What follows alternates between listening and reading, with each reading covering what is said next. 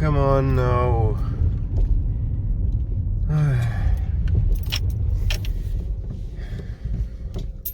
Oh, you're already there. Hi. So I'm on the way to you, but I have some traffic jam here. So maybe you know the situation. So you have to stop. Yeah. And it goes quite slowly. Even here on the countryside, you have to deal with this stuff. You learn a lot about that in your courses of the master program transportation systems, and you will see that mostly you will have to do some calculations, and you will have to do some things which are related to programming, and therefore we came to the conclusion that Matlab or programming knowledge at all is very important for you, and therefore we'll have together some lessons where I train the basics of Matlab, and it's directly related and connected to a practical problem. So we'll analyze data from different motorways and from different day situations, and we'll have a look at it. So welcome to my course. I hope that I will manage it to come into my office to do the course together with you, and we'll see each other every week, hopefully not always with congestions. So now it's going. So we'll see each other. Stay safe. Bye.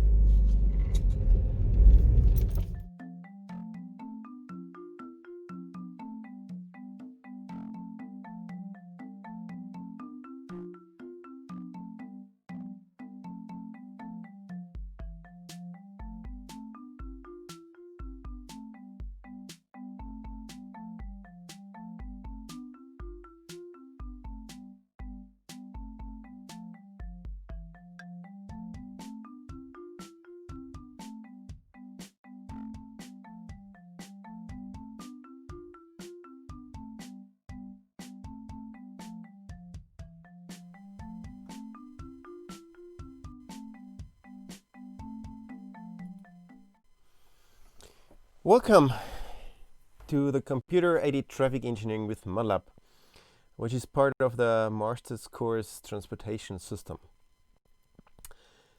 My name is Alexander Neidhardt. I'll be your teacher for the lessons, and today I want to show you a little bit about the content of the class. So therefore I will tell you something about the organization, the content, and a little bit about me.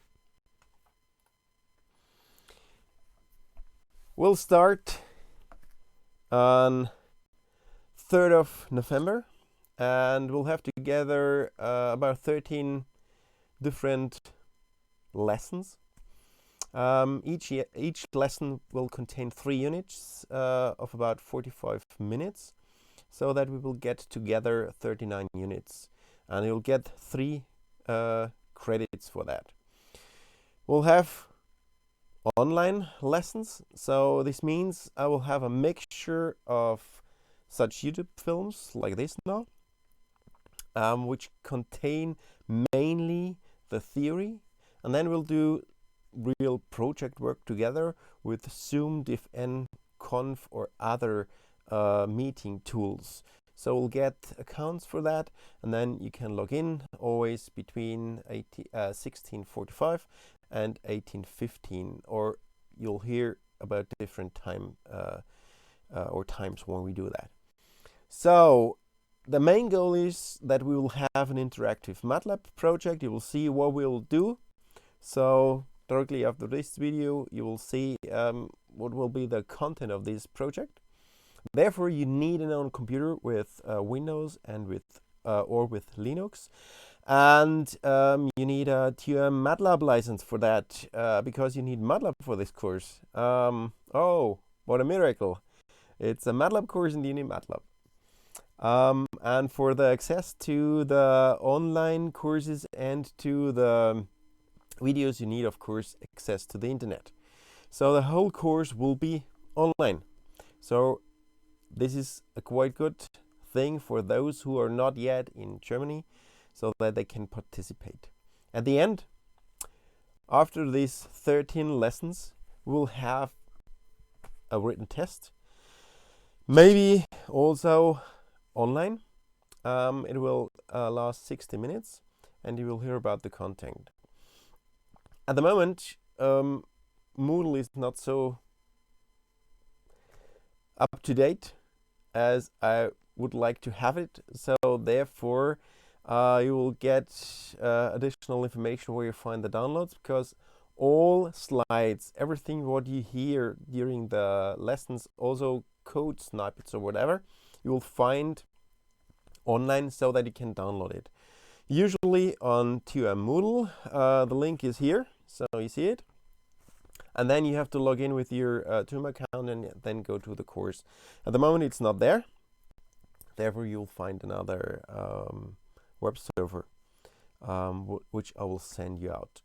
And of course, you will have these videos on YouTube. So there will be a playlist, and you will also get the URL for this playlist.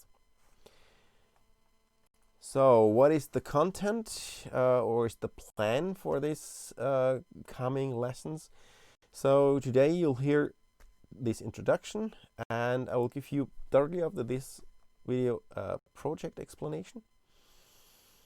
And then you should prepare your Matlab and your computer. So you have 1 week so that everything works. Test Matlab, try that it works, and then we can start with an interactive course.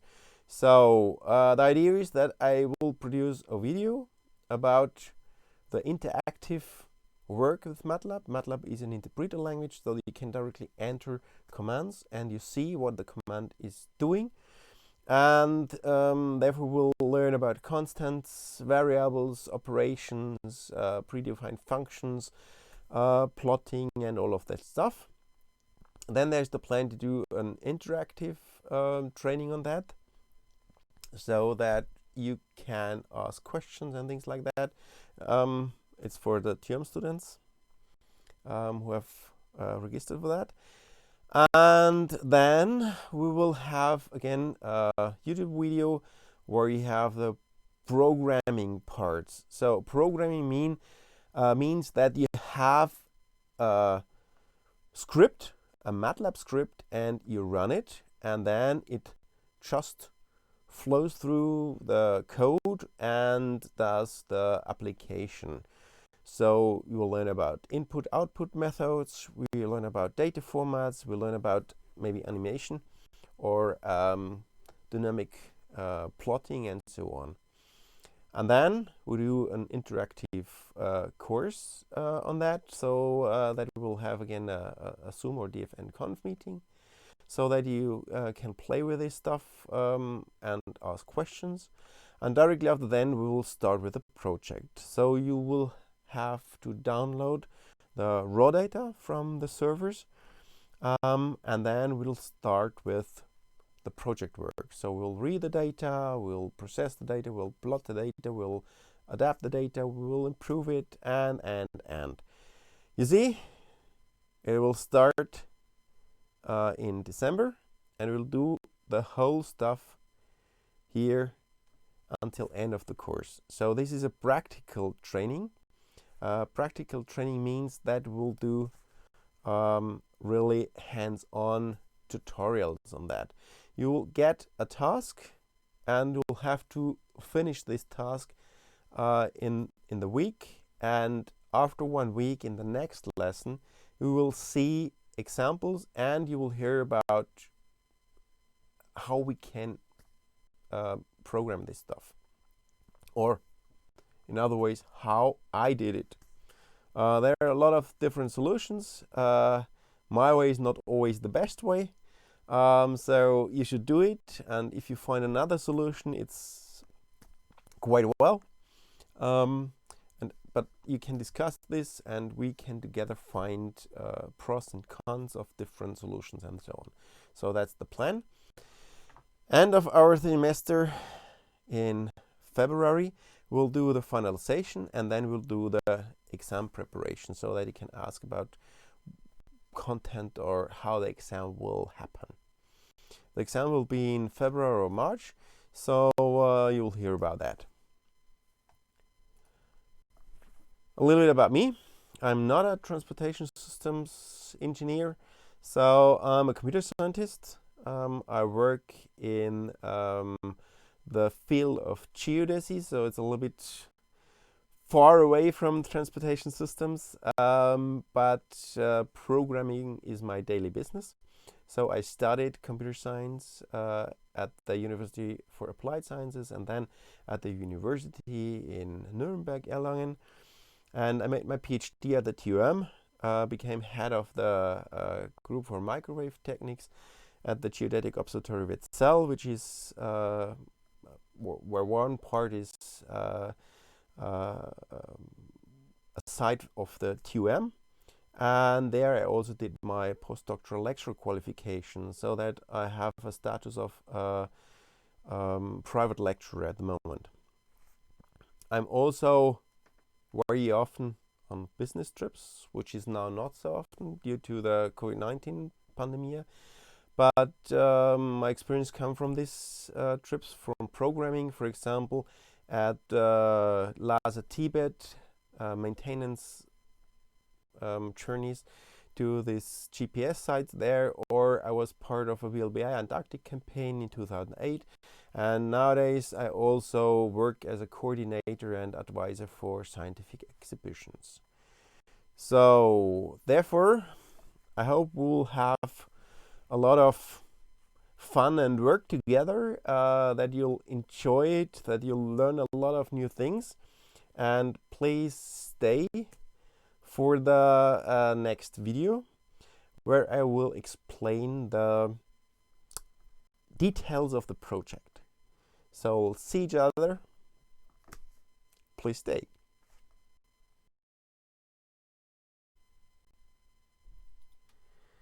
So after the short introduction, I want to give you some information about what we'll do during this semester. The idea is to do a real project and to learn with this project Matlab. So it's a basic programming course. For those who are already able to program Matlab, maybe it's not so interesting. We won't focus too much to things which are relevant to transportation systems analysis. We want to focus on learning Matlab so that you have the basic knowledge to do this analysis with Matlab. And therefore, I have this project for you. So we will get real data from the motorway. So we will take this data, then we will prepare the data so that we can read it, or we will use functions which Matlab already offers to read the data. Then we will read the data. We will process the data, so maybe plot the data in raw format and then do some aggregations or improvements. And then we will write data so that we store it persistent for the next processes. Then we will do these steps for all of the different data sources, and we will do a contour plot so that we'll see the traffic situation in a three-dimensional or almost three-dimensional plot. And then we can do an interpretation. This part is the smallest part because this you will learn in other courses. I got the data from Matthias Spangler and Friedrich Meyer in cooperation with Andreas Rau. So let's have a look how the raw data are organized. So these are the steps. You have a motorway. In our case, the motorway are 9, starting in Munich with direction to Nuremberg. We will get raw data here. We'll plot this raw data, do some mean calculations, and then the final thing will be this here. So the first step which you want to do to learn Matlab is we'll do these different steps. in a way that we'll write simple scripts which will be called by each other, so that we do all of these steps in a sequential way. If you're able to do all of this so that we have success with our programming, we will transfer the things to a method which can be used for higher sophisticated stuff. So we'll split the program in different pieces. We'll write functions, and we will write something like a menu so that we can use the program without changing the code in other situations, so that, for example, users can take our program and can process their own data. Therefore, we have two steps: the basic training step, and then we'll do the same stuff in a real, let's say, more sophisticated technology, so that you learn really programming. It's not so important that you know all of the data mechanisms in Matlab, for example, structures and things like that. If you know this, or if you do your own program, that's quite well. So you can do the things as you want to do it. So it's not always the best what you see written by me, because I just want to give you the, let's say, hands-on steps to come to a result. There are much better ways to do that, but for the explanation, maybe it's easier to have a simple solution. But you can do it as you want. So we'll see that there are so many different solutions which do exactly the same. So let's have a look at it. As I said, we'll have this situation. We'll have about 25 kilometers. There are different sensors, and we have intersections between motorways, so that we will have different situations where incoming traffic will reach our motorway, so that it will be influenced on different days. You will have different sensors called Messquerschnitt in German. This is the sensor. You will have the sensor IDs here and the sensor sections. The length of the section can be found in the raw data. The raw data come from Excel sheet, and in this Excel sheet you will find always 8 columns per sensor, and you will find 19 sensors. So in each sensor will offer these columns, so 1 minute intervals, and each interval will have the measured local speed, the smoothed local speed, the traffic volume at main lane, and the traffic density at main lane, and the traffic volume at exit and entry points, and then, as I said, the length of the section. So with this data you can process information. So we will focus on the speed, and maybe we'll do some Q-weighted things, so that we get a better mean which fits better to the traffic situation. Here is an example of such a table. You will have the timeline here at the first line, here, the timeline, and then you have 8 columns, and these 8 columns represent one sensor. The sensor name is here, and the next sensor name can be found here. So each sensor is in the same setup, and you see that for the length of the section is always here written in the same style, so you have always the same value. If you sum up all of this length, you will get the complete length of the motorway section which we will have in focus. So we will use speed data. So if you take the whole column here, then you can plot the data. The most important thing is that we have to get this data in Excel style into a format or into Matlab. So therefore, the next step is, do we have to prepare the data? This is always, you will see, our project follows exactly the same style what we will have for each project with data processing. So this means that we will have data in any format, and then we will have to prepare them or to find a method to read them directly into our program code. So the next step, task 1, is maybe do we have to prepare data. The idea behind it is that we want to reduce the manual work as much as possible. So if we avoid such preparation things, or if we can do the preparation by the computer, then it's quite well. So first starting point can be that we will take the data, for example here, so that we'll take the data for each sensor and we'll just take the speed and the Q, and then maybe we can think about that we take the length or also the timeline. In the first step we don't need it because we know that each axle, so it's an assumption, but each axle will exactly contain 1 minute intervals, so for one complete day. So we'll have 24 times 60 different values. And if the axle is not corrupted, so that we have no gaps, or if we have a complete data set, then we can assume that it will fit, so that we don't have to take care on the timeline. All assumptions are problems, so therefore for the final program we won't do that. So for the final program we don't take these assumptions. We will really read the times from the file and we'll take this.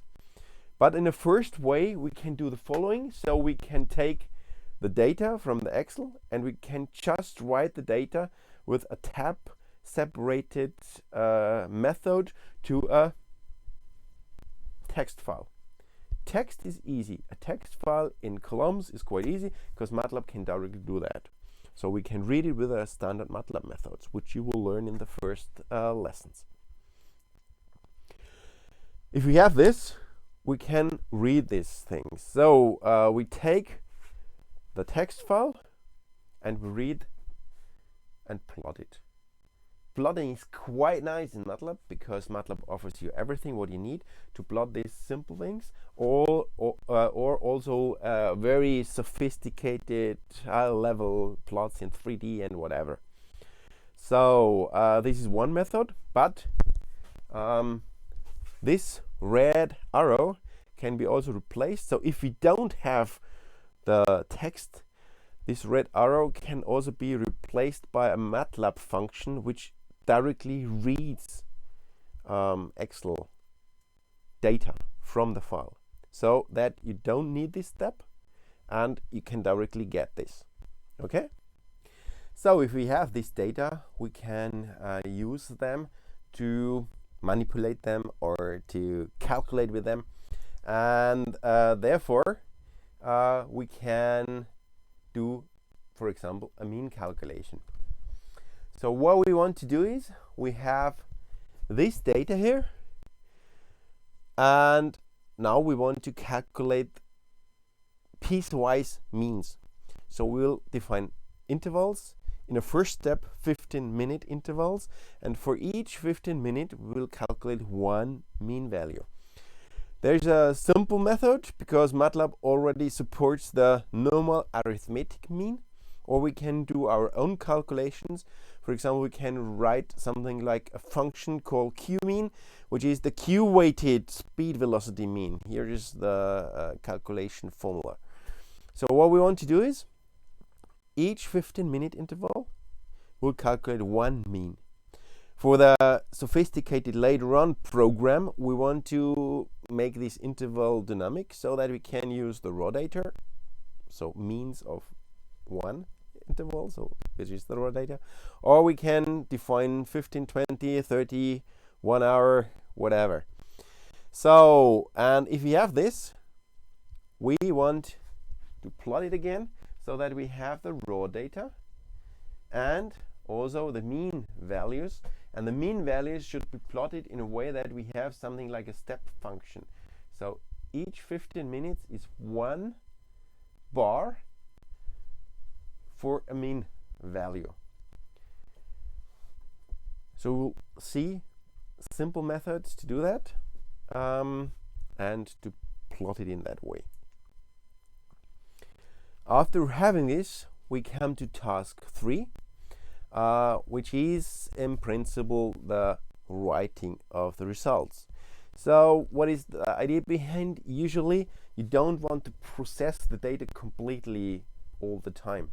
So if you have intermediate intervals or intermediate steps and intermediate results, then you can save them so that you have it persistent on your hard drive, and then you can just start from there and read it again to do the next processing steps.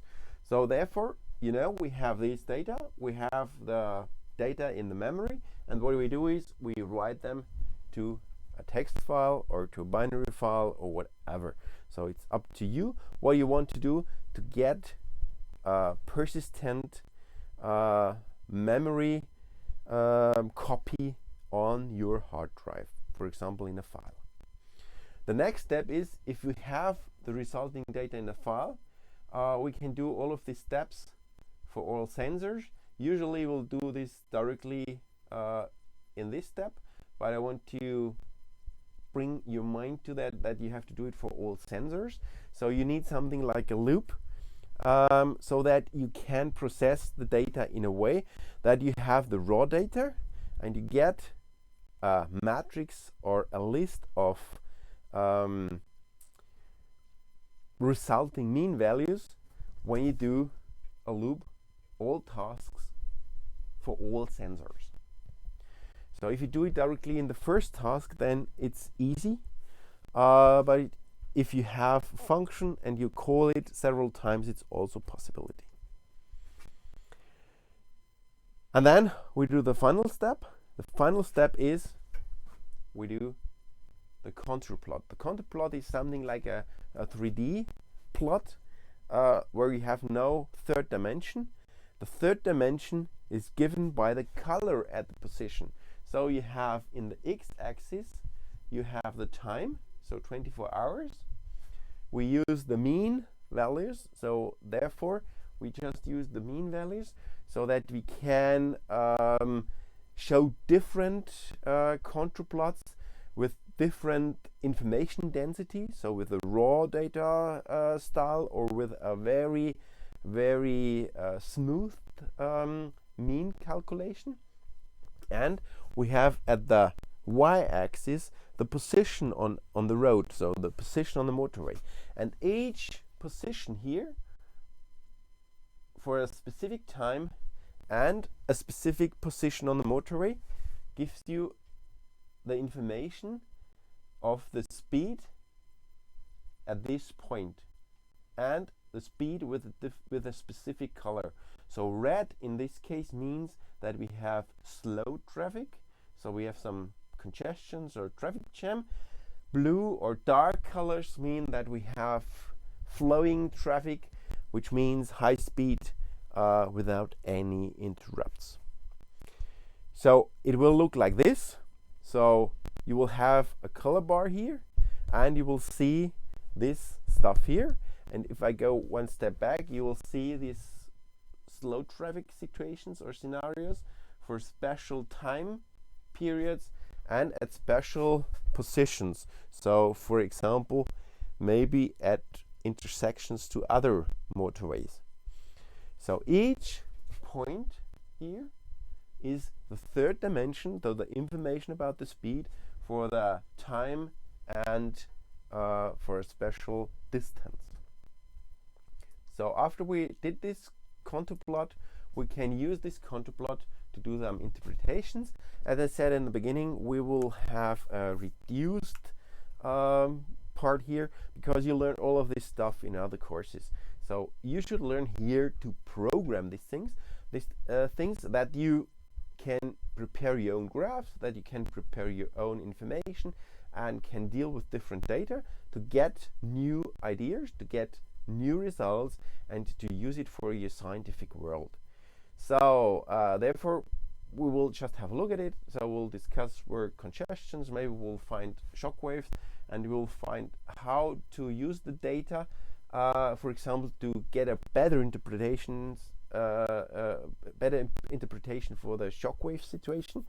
So maybe the smooth mean values are not so ideal for that, to directly see this propagating stop scenarios.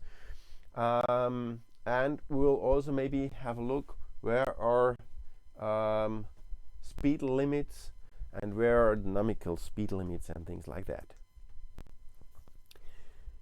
So if we do that, we'll have a complete project, and if we do all of these tasks, we'll have a first working solution, a very simple one, because it's very related to the raw data which we use at the moment.